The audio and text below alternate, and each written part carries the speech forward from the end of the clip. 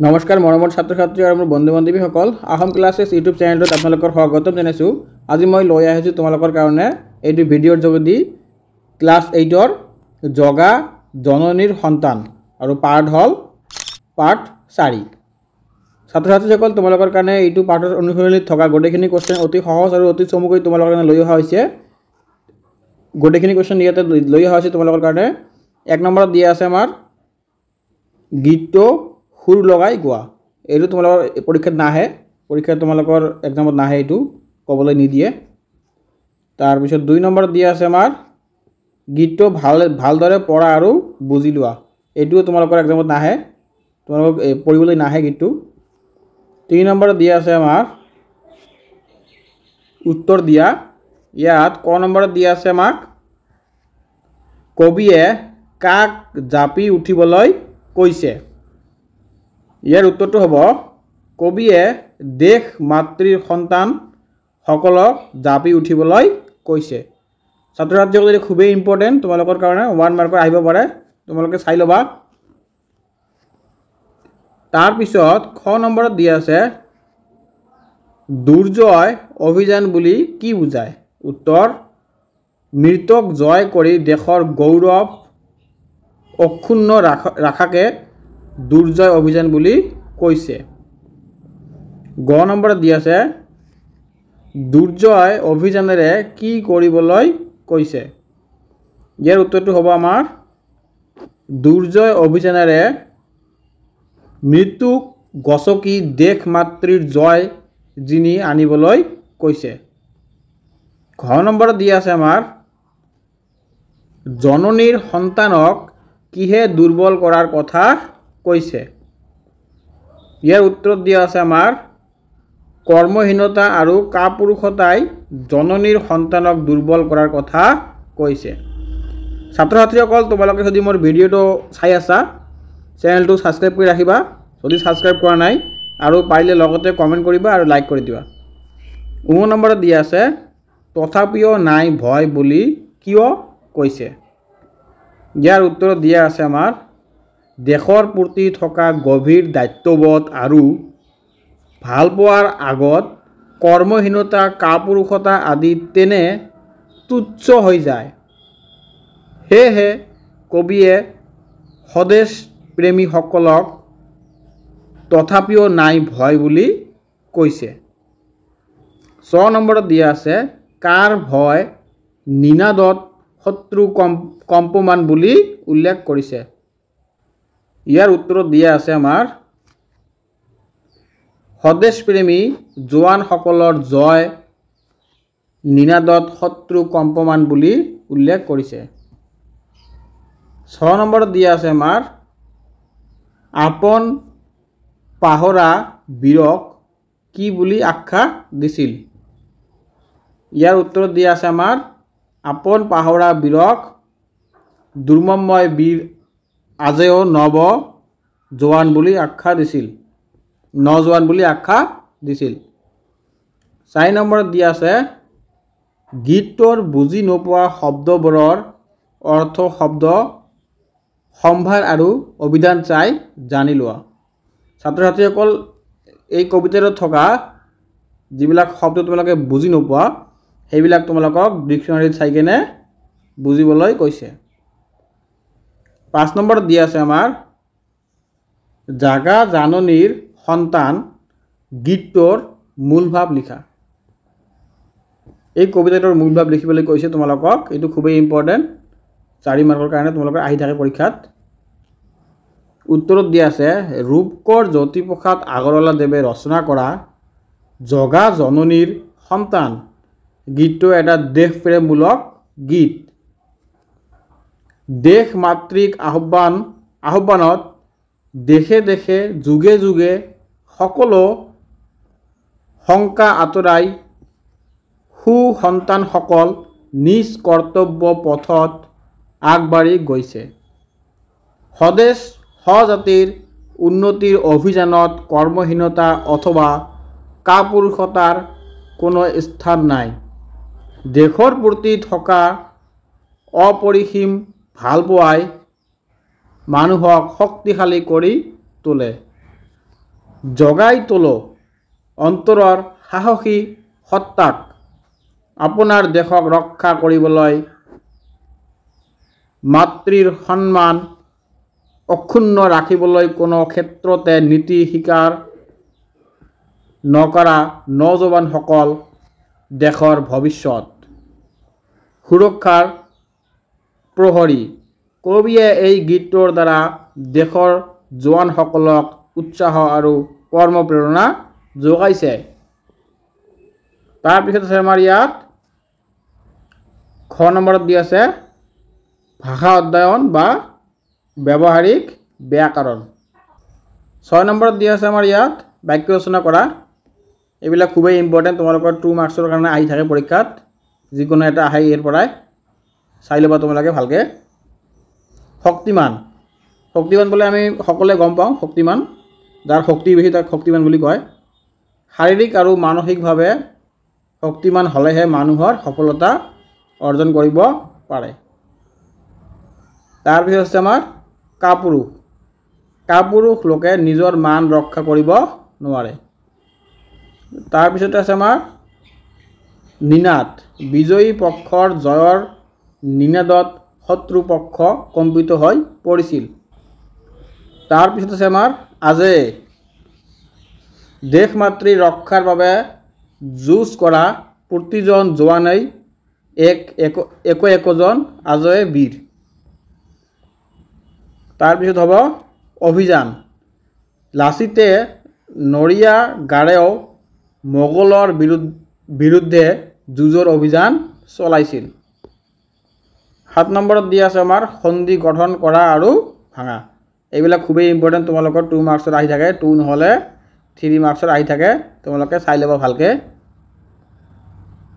প্ৰথমতে আছে আমাৰ দেৱযোগ অসুৰ দেৱাসুৰ, কোষযোগ আসন কুশাসন, বিদ্যাযোগ অলংকাৰ বিদ্যালংকাৰ, দশযোগ আনন দশানন, মহাযোগ অৰ্ণৱ মহাৰ্ণৱ। তাৰপিছত মহাযোগ ঋষি মহাঋষি, নৰযোগ ইন্দ্ৰ নৰেন্দ্ৰ, মনযোগ হৰ মনোহৰ, মনযোগ যোগ মনোযোগ, উদ্যোগ লেখ উল্লেখ, উদ্যোগ জল উজ্জ্বল, নৌযোগ ইক নাৱিক, দিগযোগ অন্ত দিগন্ত। তাৰপিছত আমাৰ 9 নম্বৰত দিয়া আছে বিপৰীত অৰ্থ বুজোৱা শব্দ। এইবিলাকো তোমালোকৰ খুবেই ইম্পৰ্টেণ্ট, 2 নহ'লে 3 মাৰ্কত আহি থাকে, মুখস্থ কৰোঁতে বেছি নালাগে, এইবিলাক এবাৰ দুবাৰ চালে হৈ যায়। যেনেকুৱা আছে অতি সহজকৈ দিয়া আছে, মৃত্যু জন্ম জয় পৰাজয় আমি এইবিলাক গমেই পাওঁ। কাপুৰুষ বীৰ বা সাহসী, ভয় সাহস বা নিৰ্ভয়, শত্ৰু মিত্ৰ, দুৰ্বল সবল, এইবিলাক এবাৰ চালে হৈ যাব, তোমালোকৰ ভালকৈ পঢ়ি ল'বা। 10 নম্বৰত দিয়া আছে তলৰ শব্দবোৰৰ সমাৰ্থক শব্দ লিখা। এইবিলাকৰ পৰা 2 নহ'লে 3 মাৰ্কত আহি থাকে, তোমালোকে চাই ল'বা। একেবাৰে ইজি বস্তু, মৃত্যু মৰণ, জননী আই, মাই বা মা বা জন্মভূমি, এইবিলাক আৰু পঢ়িবই নালাগে, এবাৰ চালে হৈ যায়। সন্তান সতি সন্ততি বা ল'ৰা ছোৱালী, বীৰ হ'ল সাহসী বা বলৱন্ত, আৰু নিনাদ হ'ল ধ্বনি বা শব্দ। 11 নম্বৰত দিয়া আছে আমাৰ এটা শব্দত প্ৰকাশ কৰা।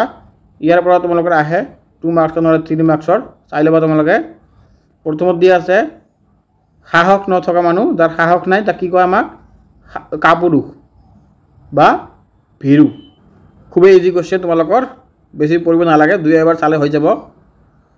জাকৈৰে মাছ ধৰা মানুহ জাকৈয়া।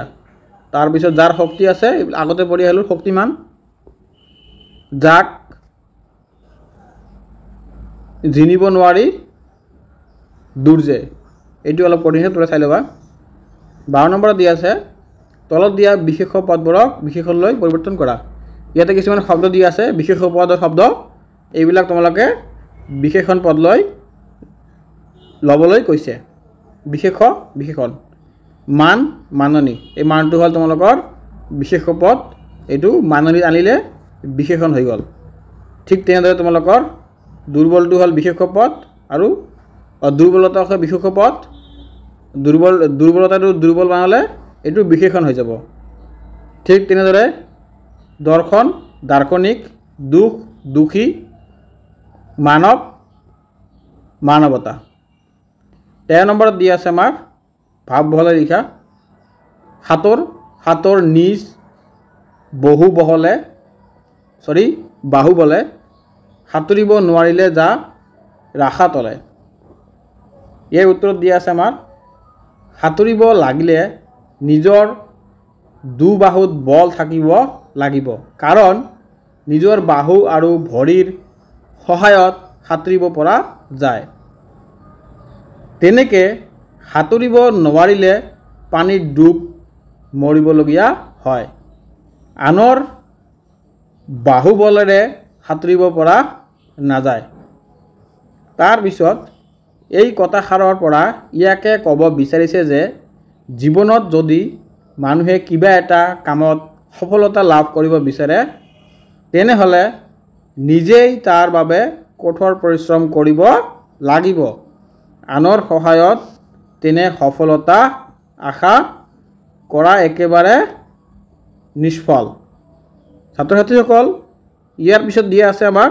14 নম্বৰত কিন্তু তোমালোকে এইটো প্ৰশ্নৰ দ্বাৰা বুজিব পাৰা যে তোমালোকে পৰীক্ষাত যে এক্সামবিলাক দিয়া এক্সামৰ এই এক্সামৰ কাৰণে তোমালোকে নিজে পঢ়ি যাব লাগিব তোমালোকে যদি বেলেগৰ আশাত যোৱা যে মোৰ লগৰটো একলং হি মোৰ লগত বহিছে মই তাৰ চাই লিখিম এনেকৈ গ'লে তোমালোকৰ বহুত ভুল হ'ব তোমালোকে নিজে ঘৰত পঢ়ি যিখিনি জানা সেইখিনি লিখিব লাগিব 14 নম্বৰত দিয়া আছে জ্যোতিপ্ৰসাদ আগৰৱালাৰ এটি গীত সংগ্ৰহ কৰি গাবলৈ অভ্যাস কৰা ইয়াত দিয়া আছে আমাৰ জ্যোতিপ্ৰসাদ আগৰৱালাৰ গীত সংগ্ৰহ কৰি গাবলৈ কৈছে জ্যোতিপ্ৰসাদ আগৰৱালাৰ এটি গীত সুবিধাৰ্থে তলত উল্লেখ কৰিলো গীতটো গাবলৈ অভ্যাস কৰিবা মই এনেকৈ লিখি আনিছোঁ তোমালোকে এটা গীত জ্যোতিপ্ৰসাদ আগৰৱালাৰ গাবা চাই ল'বা তেনেকৈ এইটো অলপ দিছে নুপুৰে মাতে ৰুণ জোন নুপুৰে মাতে ৰুণ জোন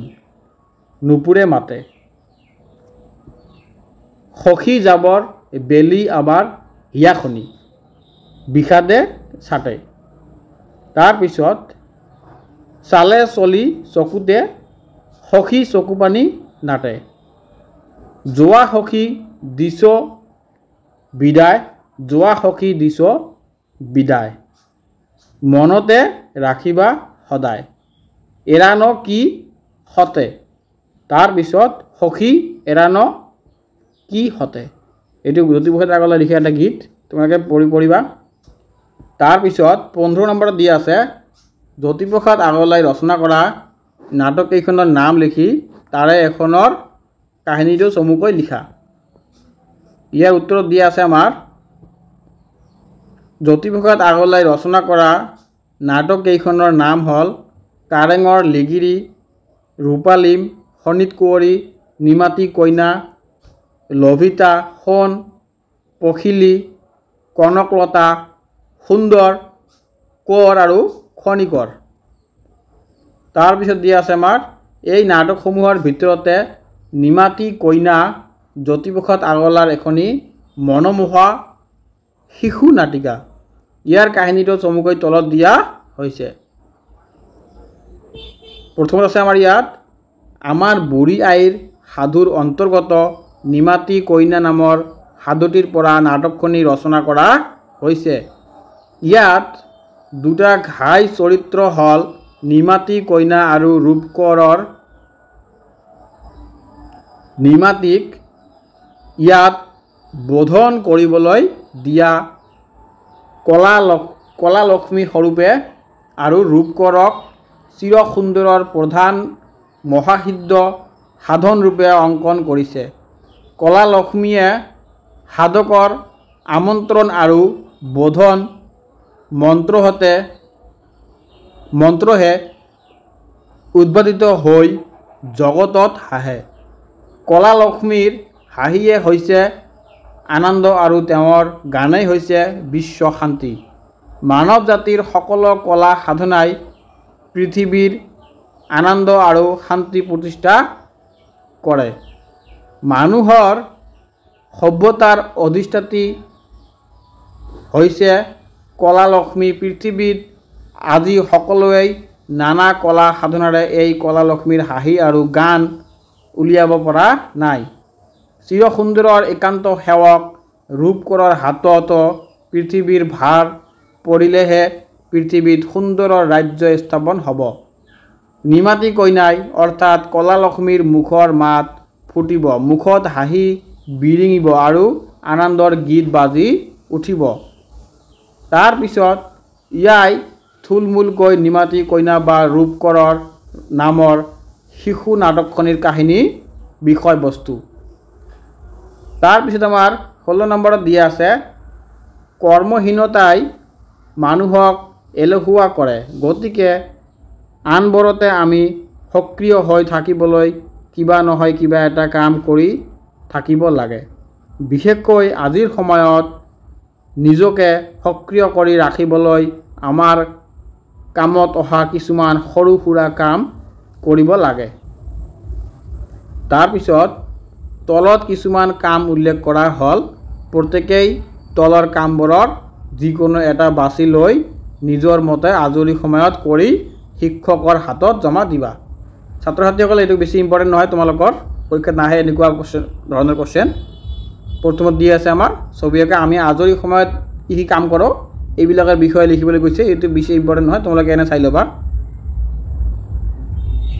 প্ৰথমত দি আছে ছবি অঁকা, 2 নম্বৰত দি আছে কলাজ কৰা, তাৰপিছত 3 নম্বৰত দিয়া আছে গল্প কবিতা লিখা, 4 নম্বৰত আছে অপ্ৰয়োজনীয় কাপোৰেৰে দলিচা আদি তৈয়াৰ কৰা। তাৰপিছত 5 নম্বৰত দি আছে আমাৰ পেলনীয়া কাগজেৰে ফুল আৰু মুখা আদি প্ৰস্তুত কৰা। তাৰপিছত আমাৰ বেজীৰে কাপোৰত ফুল তোলোৱা আৰু কাগজৰ মোনা তৈয়াৰ কৰা। ছাত্ৰ ছাত্ৰীসকল, তোমালোকে যদি মোৰ চেনেলটো ছাবস্ক্ৰাইব কৰি ৰখা নাই আৰু গোটেইখিনি ভিডিঅ' চাইছা, মোৰ চেনেলটো ছাবস্ক্ৰাইব কৰি দিবা। ধন্যবাদ।